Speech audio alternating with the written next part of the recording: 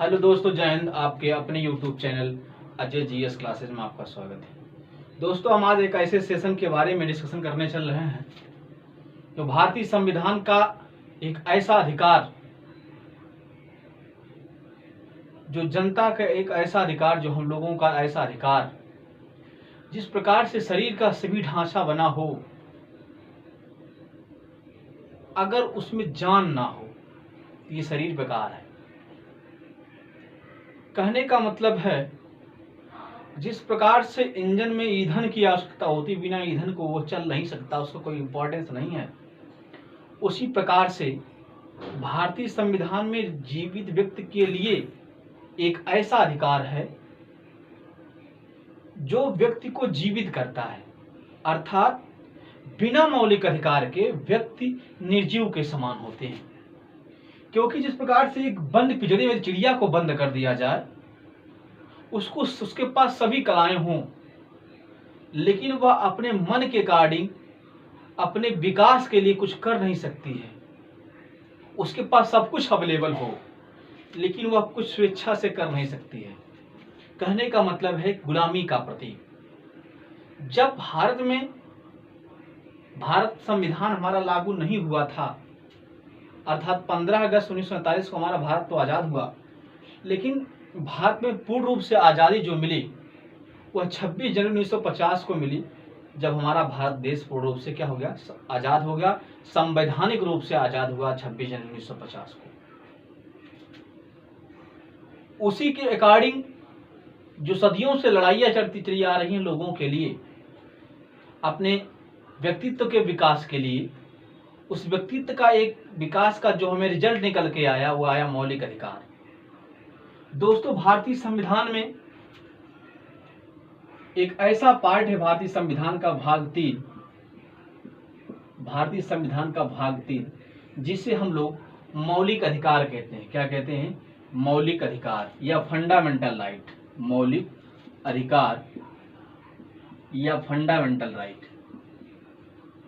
मौलिक अधिकार या फंडामेंटल राइट। सर्वप्रथम बात ये जानेंगे हम कि भारतीय संविधान में भाग जो 3 है, जिसके अंतर्गत मौलिक अधिकार का विस्तृत व्याख्या किया गया है। क्या है मौलिक अधिकार? क्यों हम मौलिक अधिकार को पा करके अपने जीवन के व्यक्तित्व के विकास की श्रेणी में एक ऐसे हम पथ को पा जाते हैं जिससे व्यक्ति अपने जीवन के ऊंची ऊंचाइयों पर अग्रसर हो जाता है? वह है मौलिक अधिकार। दोस्तों, बताया जाता है कि मौलिक अधिकार किसी भी जीवन का वह मूलभूत तत्व है जिसके बिना कोई व्यक्ति अपने व्यक्तित्व का विकास नहीं कर सकता है। अर्थात शरीर को जिस प्रकार से ऊर्जा की आवश्यकता होती है क्रियान्वयन के लिए, किसी कार्य को करने के लिए, उसी प्रकार से व्यक्ति को व्यक्तित्व के विकास के लिए मौलिक अधिकार का होना बहुत जरूरी है। मौलिक अधिकार से ही व्यक्ति सभी क्रियाकलाप को कर सकता है। अर्थात अगर मौलिक अधिकार उससे छीन लिया जाए तो वह व्यक्ति गुलाम हो जाता है। इसलिए स्पष्ट निकलता है कि मौलिक अधिकार किसी भी देश की आजादी का प्रतीक है। जहां पर विभिन्न धर्म के, विभिन्न संप्रदाय के, विभिन्न समूह के लोग एक ही देश में रहते हैं और अपने मनमर्जी से अपने धर्म का प्रसार, आने जाने की स्वतंत्रता, बोलने की स्वतंत्रता, समता समानता का अधिकार, शोषण के विरुद्ध का अधिकार, जीवन जीने का अधिकार, ये सब जो श्रृंखलाएं जुड़ी हुई हैं अधिकार को लेकर के, उन्हीं सब का एक ऐसा पार्ट है भारतीय संविधान का एक पार्ट भाग 3, जिसे हम लोग नाम मौलिक अधिकार दिए। मौलिक अधिकार का सूत्रपात जो हुआ वो 1215 ईस्वी में इंग्लैंड के एक मैग्ना कार्टा में प्रकाशित किया गया कि व्यक्ति के जो अधिकार होने चाहिए उनके बारे में 1215 में इंग्लैंड के मैग्ना कार्टा में इसको प्रस्तुत किया गया। भारत के संविधान में 1789 में सर्वप्रथम मानवीय अधिकारों का जिक्र किया गया, मांग किया गया। क्वेश्चन आपसे पूछा जा सकता है कि भारत के संविधान में कब सर्वप्रथम मानवीय अधिकारों की मांग की गई, तो 1789 में। कब? 1789 में सर्वप्रथम भारतीय अधिकारों की या मौलिक अधिकारों की मांग की गई। उसी के बाद भारतीय राष्ट्रीय कांग्रेस ने 1927 के मद्रास के अधिवेशन में मौलिक अधिकार की मांग की, अर्थात मूल अधिकारों की मांग की। 1928 के बाद जब नेहरू रिपोर्ट आई 1928 में, इसमें भी मौलिक अधिकार का जिक्र किया गया। उसके बाद 1931 में जब कराची अधिवेशन हुआ, उस कराची अधिवेशन में भी मौलिक अधिकार को मांग तेजी से पकड़ ली कि बिना मौलिक अधिकार के व्यक्ति का जीवन एक प्रकार से अधूरा है। कहा जाता है कि मौलिक अधिकार किसी भी देश के आजादी का प्रतीक है, किसी भी देश का आजादी का प्रतीक है। जिस देश में लोग अपने मनमर्जी तरीके से राष्ट्र हित को रख करके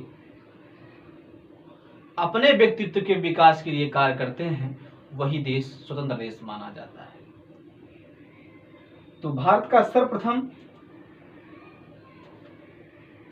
ये मौलिक अधिकार का जो जिक्र किया गया, अर्थात भारतीय संविधान में जो मौलिक अधिकार का जिक्र किया गया, वह कहां से लिया गया है, तो अमेरिका से। कहां से?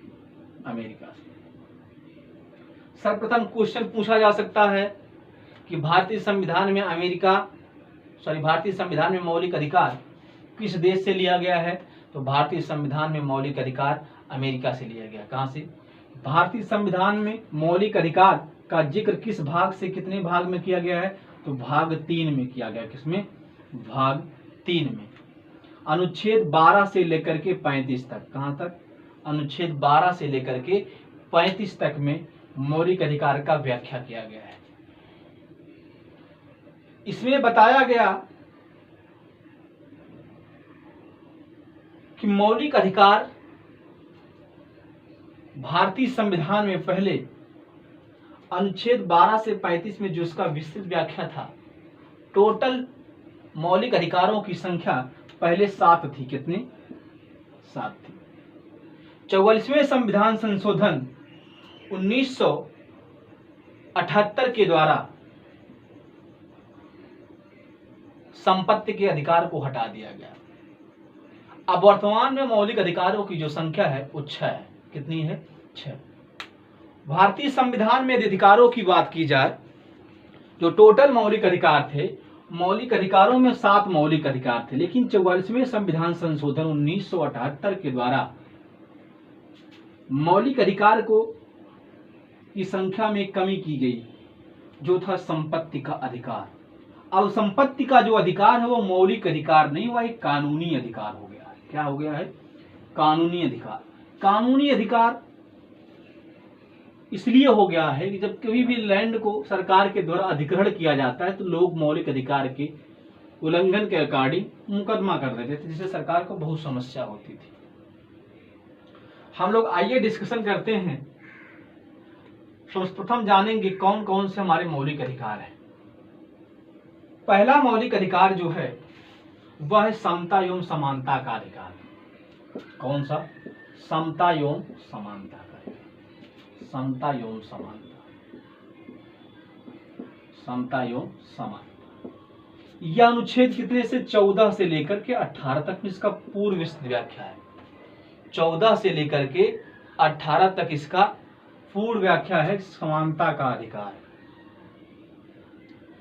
उसके बाद दूसरा आता है स्वतंत्रता का अधिकार। स्वतंत्रता का अधिकार ये आर्टिकल 19 से लेकर के कितने तक है? 19 से लेकर के 22 तक है। कहां तक है स्वतंत्रता का अधिकार? 19 से लेकर के 22 तक है। नेक्स्ट आता है शोषण के विरुद्ध अधिकार। शोषण के विरुद्ध अधिकार। शोषण के विरुद्ध अधिकार ये किस अनुच्छेद में आता है? 23 से लेकर के 24 तक आता है।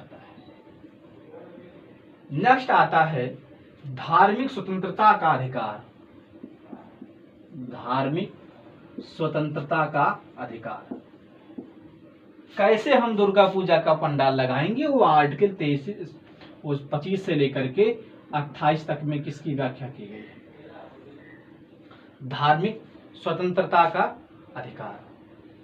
नेक्स्ट, अल्पसंख्यक वर्गों के संरक्षण का अधिकार 29 से लेकर के 30 तक है। कितना है? 29 से लेकर के 30 तक है। नेक्स्ट था संवैधानिक उपचारों का अधिकार। संवैधानिक उपचारों का अधिकार, उपचारों का अधिकार अनुच्छेद 32। इस सब में डिस्कशन किया गया है कि जो टोटल पहले मौलिक अधिकार की संख्या 7 थी, उसे 44वें संविधान संशोधन 1978 के द्वारा घटा करके उसकी संख्या वर्तमान में 6 कर दी गई। पर कौन कौन से है? समता एवं समानता का अधिकार, दूसरा है स्वतंत्रता का अधिकार, तीसरा है शोषण के विरुद्ध अधिकार, चौथा है धार्मिक स्वतंत्रता का अधिकार, पांचवा है अल्पसंख्यक वर्गों के संरक्षण का अधिकार और छठा है संवैधानिक उपचारों का अधिकार। इसे भारतीय संविधान की आत्मा कहा जाता है। कहने का मतलब एक ऐसी दवा जिससे सभी रोगों का इलाज हो सके, वह रामबाण होती है। उसी प्रकार से मौलिक अधिकार में एक ऐसे अधिकार का जिक्र किया गया जिसका नाम है संवैधानिक उपचारों का अधिकार। जब किसी भी व्यक्ति के व्यक्तित्व के विकास के लिए कोई भी अधिकार अधूरा होता है तो वह अधिकार पूरा करता है संवैधानिक उपचारों का अधिकार। और इस संवैधानिक उपचार के अधिकार के तहत भारतीय संविधान के अंतर्गत 5 प्रकार के रिट का जिक्र किया गया है। उस रिट के बारे में हम पढ़ने से पहले सबसे पहले एक एक करके सीखेंगे कि समता एवं समानता जो 14 से 18 तक इसका व्याख्या किया गया, इसका मतलब क्या है। स्वतंत्रता के अधिकार में देखेंगे कि किन किन स्वतंत्रताओं का जिक्र भारतीय संविधान के मौलिक अधिकार में किया गया है।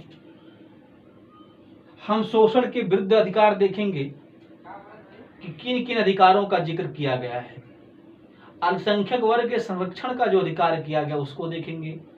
कौन कौन से धार्मिक स्वतंत्रताएं दी गई भारतीय संविधान के मौलिक अधिकार में, उसको देखने का प्रयास करेंगे। और उसी के सेशन में यह भी देखने का प्रयास करेंगे जो अल्पसंख्यक वर्ग को छूट दिया गया, सरकार के द्वारा अनुदान दी गई है विश्वविद्यालय खोलने के लिए, मदरसा खोलने के लिए, उन सब के बारे में हम डिस्कशन करेंगे। आज के सेशन में हम देखेंगे जो संवैधानिक उपचारों का ये अधिकार है, इसके अंतर्गत भी कौन कौन सी बातें बताएगी। आइए हम लोग एक एक करके सीखते हैं। सबसे पहले पढ़ेंगे समता एवं समानता का अधिकार, आर्टिकल 14 से लेकर के 18 तक हम इनके बारे में जानेंगे। ऐसे कौन कौन से फैक्ट हैं जो समता एवं समानता के अधिकार के अंतर्गत लिखे गए हैं। पहला है विधि के समक्ष समता एवं समानता का अधिकार, अनुच्छेद 14। अनुच्छेद 14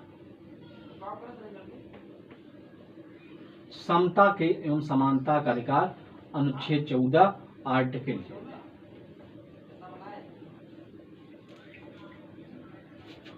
आइए हम लोग डिस्कशन करते हैं अनुच्छेद 14 के बारे में। क्या है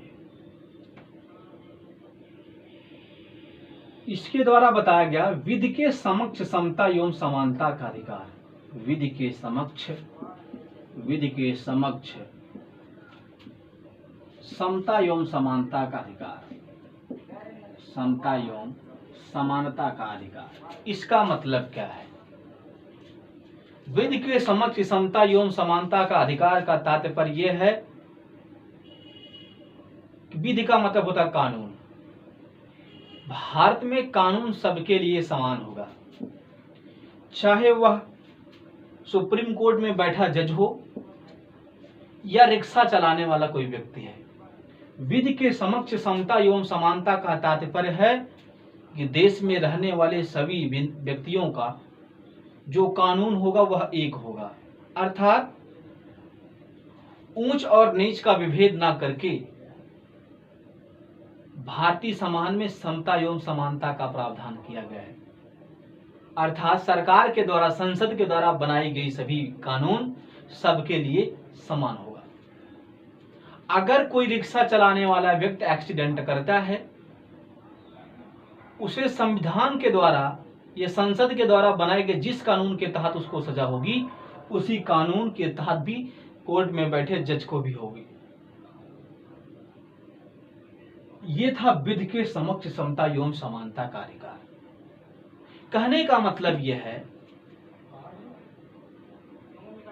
लोकतांत्रिक देश में मौलिक अधिकार के साथ साथ समानता का भी अधिकार है। इसी के अंतर्गत बताया गया है कि सरकार के द्वारा लाई गई कोई पॉलिसी हो, वो पॉलिसी सबके लिए समान होगा, चाहे वह अमीर होगा चाहे वह गरीब होगा। मान लीजिए कोई कानून एक ऐसा बना दिया जाए, जैसे हम लोग अगर बाइक को लेकर के चौराहे पर निकलें,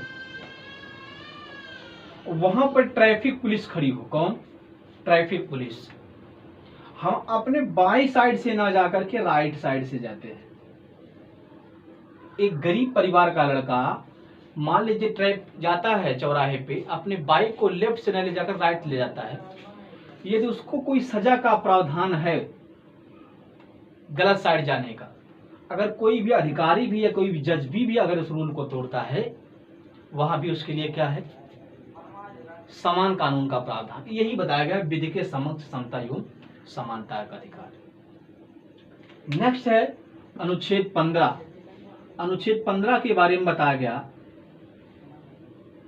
कि धर्म, मूल वंश, जात, लिंग के आधार पर धर्म, मूल वंश, जाति, लिंग के आधार पर कोई भेदभाव नहीं किया जाएगा। किसी भी स्कूल में, किसी भी सरकारी दफ्तर में, किसी भी वैकेंसी में, किसी भी सामाजिक संस्थानों में, किसी मंदिर, किसी मस्जिदों में धर्म, मूल वंश, जात, लिंग के आधार पर कोई भेदभाव नहीं किया जाएगा। इसका मतलब क्या है? जो धर्म, मूल वंश, जात, लिंग के आधार में भेदभाव का डिस्कशन किया गया है, इसका मतलब ये है किसी विद्यालय में, किसी सरकारी दफ्तर में, किसी सामाजिक अनुष्ठानों में, वहां पर धर्म, मूल वंश, जात, लिंग के आधार पर कोई भेदभाव नहीं किया जाए। मान लीजिए सरकार कोई नौकरी निकालती है, अगर नौकरी निकालते समय भी उसमें यह नहीं कर सकती कि आप इस धर्म के हैं, आप फॉर्म नहीं डाल सकते। आप शिक्षा लेने जाते हैं, कोई भी प्रधानाध्यापक, कोई प्रबंधक यह नहीं कह सकते आपका एडमिशन लेने से मना कर सकता है कि आप हिंदू हो, आप मुस्लिम हो, इसलिए आपका एडमिशन नहीं हो सकता। जात के आधार पर भी अगर आप ऐसा करते हैं तो उसके मौलिक अधिकार का आप उल्लंघन करते हैं। और लिंग के आधार पर, महिला पुरुष के आधार के भी आप किसी भी व्यक्ति को अपने जीवन के व्यक्तित्व के विकास के लिए आवश्यक चीजों को के लिए आप इनकार नहीं कर सकते।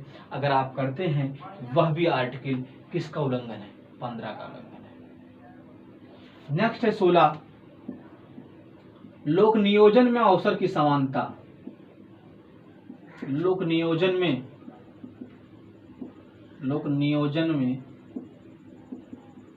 अवसर की समानता। लोक नियोजन में अवसर की समानता का मतलब क्या है? सरकार के द्वारा जब भी कोई भी वैकेंसी लाई जाएगी, उसमें स्त्री पुरुष को समान रूप में देखा जाएगा। बताया गया है कि यदि किसी भी कॉलेज में पढ़ाने वाला एक अध्यापक वहां पर मेल है तो एक फीमेल भी होना चाहिए। वो आर्टिकल 16 का तहत है। इसमें बताया गया कि जो होमगार्डों का वेतन है वह भी लोक नियोजन में अवसर के समानता के तहत ही है। इसके अंतर्गत बताया गया कि सरकार के द्वारा लाई गई कोई योजना, सरकार के द्वारा लाया गया कोई नियम कानून, सरकार के द्वारा लाया गया कोई रोजगार, में किसी भी व्यक्ति को धर्म, मूल, वंश, जाति के साथ साथ सबको समान अवसर दिया जाना चाहिए। यदि कोई व्यक्ति समान रूप से कार्य करता है तो उसके वेतन में भी समानता होनी चाहिए, वो आर्टिकल 16 में इंक्लूड है। जैसे कोई व्यक्ति 8 घंटे ड्यूटी करता है, लोहार्ड होता हो, और कोई व्यक्ति 8 घंटा ड्यूटी करता है, वो रूइड होता हो, तो दोनों के कार्य करने की जो प्रवृत्ति है वो भिन्न भिन्न है। अगर कार्य करने की प्रवृत्ति भिन्न भिन्न है तो वेतन में भिन्नता हो सकता है। अगर ऐसा ना होता तो एक थाने में उपस्थित एक कांस्टेबल और एक एसआई दोनों का वेतन भिन्न भिन्न होता है। किस लिए? क्योंकि उसी कार्यों में भिन्नता है। तो कार्यों की भिन्नता के आधार पर विभेद किया जा सकता है। अगर कार्य की भिन्नता बड़ा अलग अलग ना होती तो उसके वेतन में असमानता ना होती। क्योंकि अगर एक एसआई का वेतन 50,000 निर्धारित किया जाए तो अगले एसआई का भी वही होना चाहिए। कहने का मतलब है यदि कार्य की करने की प्रवृत्ति भिन्न भिन्न होगी तो वेतन में असमानता हो सकती है। लेकिन यदि कार्य सेम हो, टाइम भी सेम हो, तो उसकी वेतन में समानता होनी चाहिए। वो आर्टिकल 16 के तहत है, लोक नियोजन में अवसर की समानता। अगर इसके खिलाफ कोई कार्य करता है तो आर्टिकल 226 के तहत हाई कोर्ट में मुकदमा, अनुच्छेद 32 के तहत सुप्रीम कोर्ट में याचिका दायर की जा सकती है। कि भारतीय संविधान में प्रदत्त जो भी मौलिक अधिकार दिए गए हैं उसके तहत हमको समता एवं समानता का अधिकार, धर्म, मूल, वंश, जाति, लिंग के आधार पर अधिकार तथा लोक नियोजन में अवसर की समानता का अधिकार दिया गया है, फिर भी हमारे मौलिक अधिकार का उल्लंघन करते हैं। क्योंकि जो ये अधिकार होते हैं एक व्यक्ति के अपने जीवन के विकास के साथ साथ समाज में नेतृत्व करने का, अपने हक की लड़ाई को लड़ने के लिए क्या करते हैं, वे जागरूक करते हैं। यही है मौलिक अधिकार। मौलिक अधिकार संविधान कोई सब्जेक्ट नहीं है। संविधान हर व्यक्ति को पढ़ना चाहिए जिससे वह अपने मौलिक अधिकार को जान सके। एक व्यक्ति का क्या अधिकार है इस देश में, किसके तहत वह अपने हक की लड़ाई को ले सकता है, इसलिए हमें संविधान को पढ़ना चाहिए, ना कि सब्जेक्ट के रूप में पढ़ना चाहिए। देश में रहने वाले हर एक नागरिक को संविधान पढ़ना चाहिए, ना कि जिसका सब्जेक्ट उसी को। क्योंकि देश में सारे क्रियाकलाप इसी अधिकार के तहत, इसी संविधान के तहत होते हैं। नेक्स्ट है अनुच्छेद 17, अस्पृश्यता का अंत। 17, अस्पृश्यता का अंत।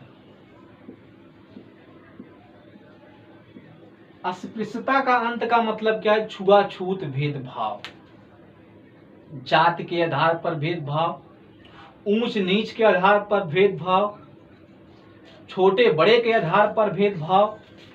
अगर ये ऐसा कोई व्यक्ति करता है तो अनुच्छेद 17 का उल्लंघन करता है। किसी दफ्तर में यदि कोई व्यक्ति जात के आधार पर, ऊंचे बड़े के आधार पर, धर्म के आधार पर कोई व्यक्ति ऐसा विभेद करता है, ऐसी असमानता करता है, तो भारतीय संविधान के 17 का क्या करता है? वो उल्लंघन करता है। नेक्स्ट है उपाधियों का अंत होना चाहिए। इसका मतलब यह है जो पद या उपाधि दी गई है उसका उपयोग आप सही प्लेस पर करें। यदि आपको कोई चीज दिया गया हो, सरकार के द्वारा आपको पुरस्कृत किया गया हो, तो पद या उपाधि के आधार पर आप किसी चीज को बढ़ चढ़ के हिस्सा उसमें नहीं ले सकते हैं। यह आर्टिकल 18 है। तो आज के लिए बस इतना ही।